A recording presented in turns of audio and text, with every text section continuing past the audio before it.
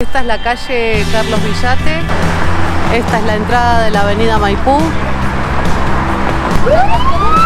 es la entrada por la calle Libertador. Bienvenidos a un nuevo video. Hoy recorremos la Quinta Presidencial de Olivos. La propuesta de hoy es un recorrido 360. Además te cuento muchas curiosidades que fueron pasando a lo largo de la historia desde su origen. Si no sabes cómo llegar, en este video también te lo cuento. Es la residencia oficial de los presidentes argentinos, un lugar histórico nacional. Unas 15 familias presidenciales vivieron acá durante los últimos 60 años. La quinta mide unas 35 hectáreas. Y sobre la calle Villate podemos contar unas 10 cuadras. Mirá qué linda. Toda esta parte de la quinta era un muro alto como el resto, hasta que en 2017 se decidió abrir y hacer un parque público. La idea era recorrerlo caminando y así comenzó el paseo.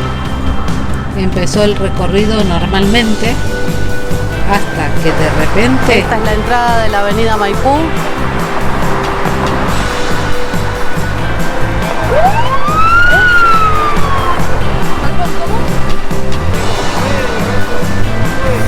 ¿No se puede filmar de frente? ¿Sí está en la calle? Está bien, no hay problema. No nos dejaron seguir filmando, así que vamos a seguir recorriendo las partes externas de la quinta. Recalculando. La Quinta Presidencial de Olivos se encuentra ubicada a unos 10 kilómetros al norte de la ciudad de Buenos Aires, en el partido de Vicente López, barrio de Olivos.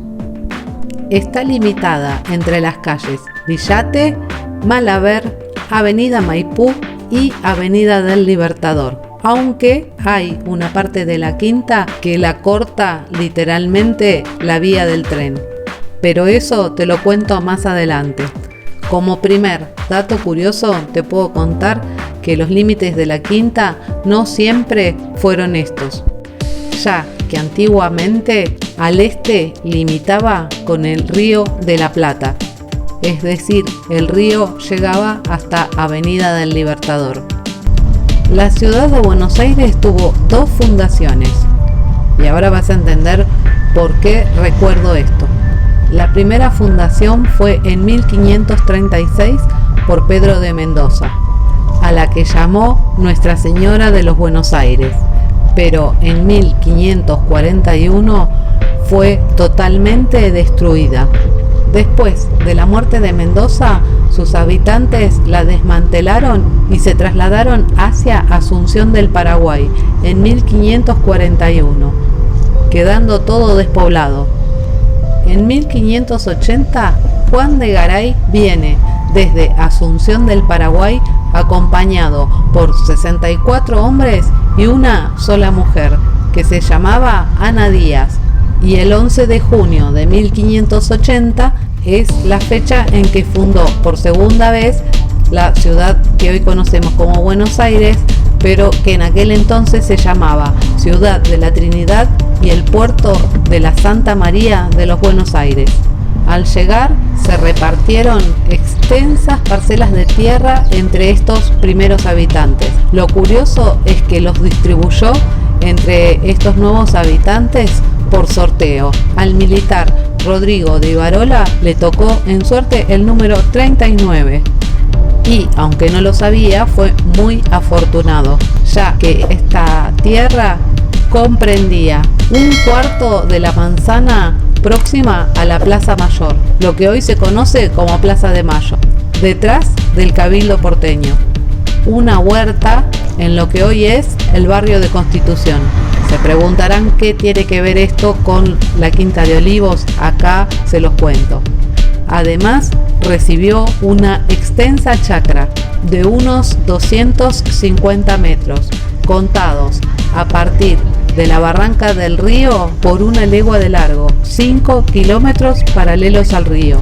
En este loteo hicieron una línea de chacras que empezaban desde lo que hoy es la Plaza de Retiro hacia el norte y terminaban en el barrio de San Fernando, y estaban destinadas a los nuevos habitantes para su explotación agropecuaria. Desde ese entonces nació la costumbre de muchos vecinos de tener una vivienda en la ciudad y una chacra o quinta en el norte de la ciudad.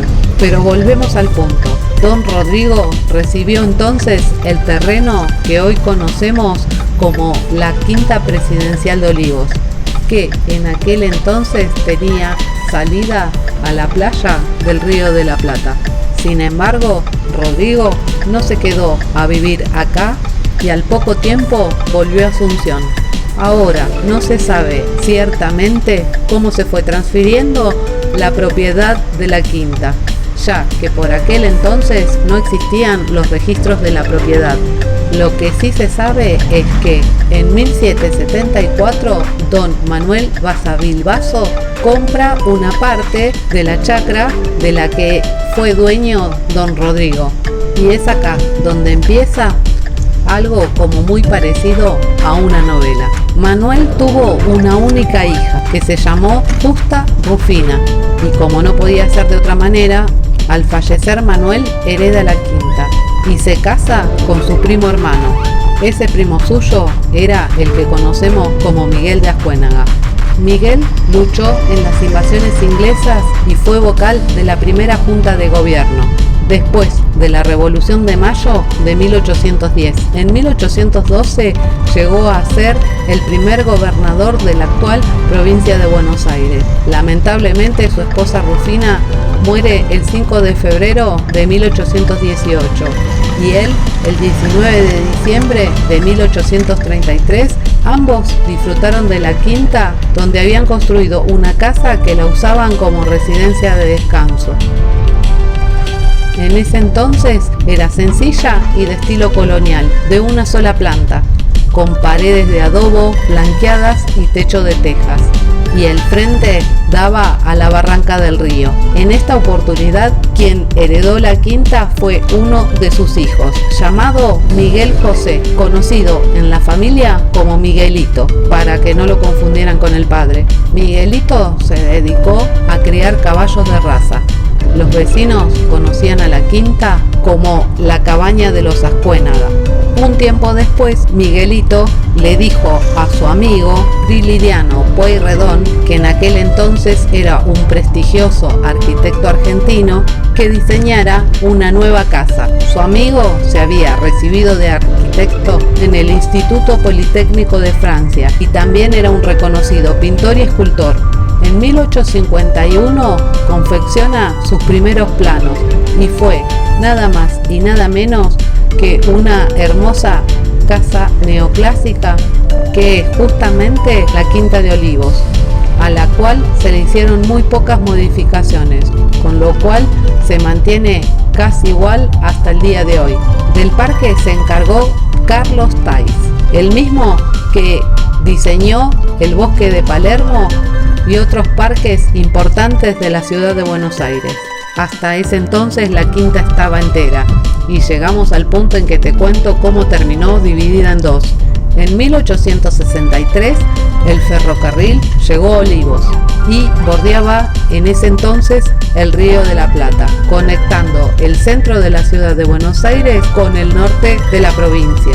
Fue entonces cuando las vías partieron en dos la cabaña de los Ascuénaga o Quinta de Olivos, y a partir de ahí se crearon las entradas, una por lo que hoy es Avenida del Libertador y la otra por Avenida Maipú. Con la llegada del ferrocarril se empezó a parcelar esas quintas y se empezó a formar lo que hoy es el barrio de Vicente López. El 19 de enero de 1873 muere Miguelito, soltero y sin descendencia. Entonces la quinta la hereda su sobrina, la hija de su hermana Manuela, que se llamaba María Rosa Martina. Al fallecer su sobrina y en 1903 la hereda su único hijo, Carlos Villate, es decir, el bisnieto de Miguel de Ascuénaga. Carlos Villate era un soltero millonario que viajaba muy seguido a París, por lo que cuando se encontraba en Buenos Aires se quedaba algunos días en la quinta. Tenía un muelle sobre la barranca del río donde amarraba su yate, con el cual iba hacia Buenos Aires cuando lo necesitaba. La salud de Carlos ya no era muy buena y tampoco tenía descendientes, por lo que a los 46 años hizo su testamento.